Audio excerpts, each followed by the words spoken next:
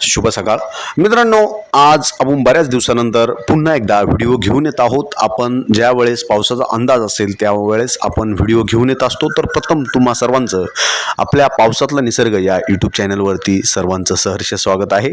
मित्रांनो, तुम्ही जर नवीन असाल तर आपल्या चॅनलला प्रथम तुम्ही सबस्क्राईब करून घ्या, जेणेकरून तुम्हाला मी येणाऱ्या पावसाळ्यामध्ये खूप महत्त्वाचे अपडेट मी तुम्हाला व्हिडिओच्या माध्यमातून देणार आहोत. तर चला, आज आपण बघणार आहोत महाराष्ट्रात कुठे पडणार पाऊस, संपूर्ण राज्याचा जिल्हानिहाय हवामान अंदाज या व्हिडिओच्या माध्यमातून मी तुम्हाला देत आहे.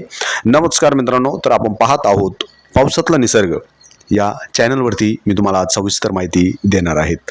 तर चला, प्रथम आपण सुरुवात करूया कोकण विभाग. सर्वप्रथम कोकण विभागाबद्दल बोलायचे झाले तर मुंबई, ठाणे, पालघर, रायगड, रत्नागिरी आणि सिंधुदुर्ग या भागात ढगाळ वातावरण राहण्याची शक्यता आहे.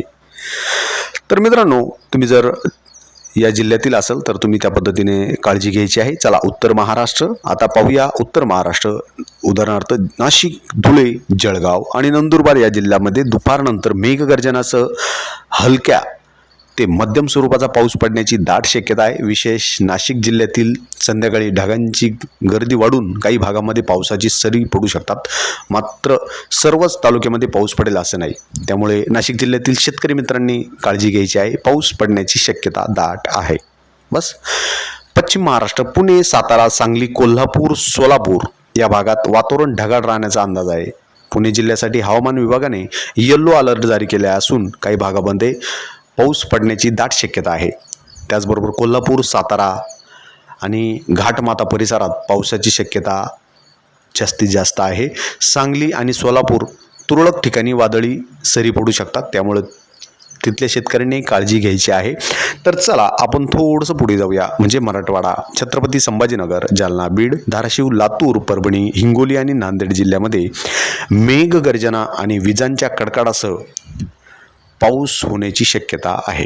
त्यामुळं तुम्ही त्या भागातले शेतकरी असाल तर तुम्ही तिथली काळजी घ्यायची आहे.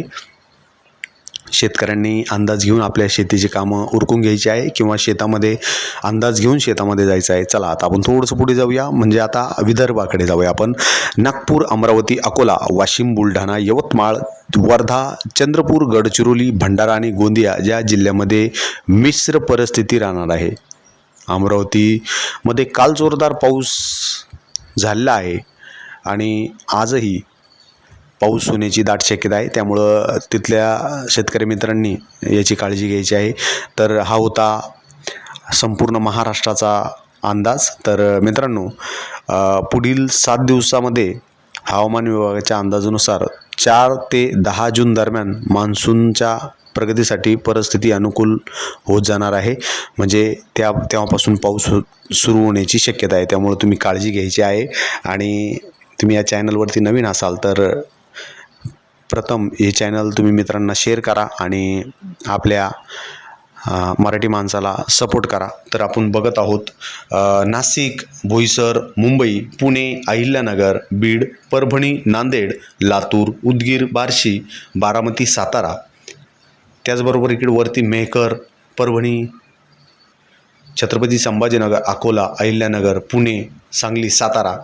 तर या ठिकाणी वातावरण हे तुम्हाला ढगाळ, याच्यामध्ये तुम्हाला दिसणार नाही एवढं, पण हे वातावरण ढगाळ आहे. पाऊस पडण्याची दाट शक्यता आहे. नाशिक, अकोले, पुणे याच्यामध्ये काहीतरी निळसर भाग आपल्याला दिसतोय, म्हणजे पाऊस होण्याची दाट शक्यता आहे. नाशिक साईडला आपल्याला बघायला मिळतं आहे का त्या ठिकाणी पाऊस होण्याची दाट शक्यता आहे. त्यामुळं सर्वांनीच आपली काळजी घ्यायची आहे मित्रांनो.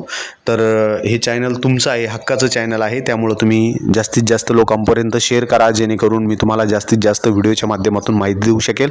तर चला, अशाच नवनवीन व्हिडिओसाठी लाईक करा, शेअर करा आणि कमेंट करायला विसरू नका.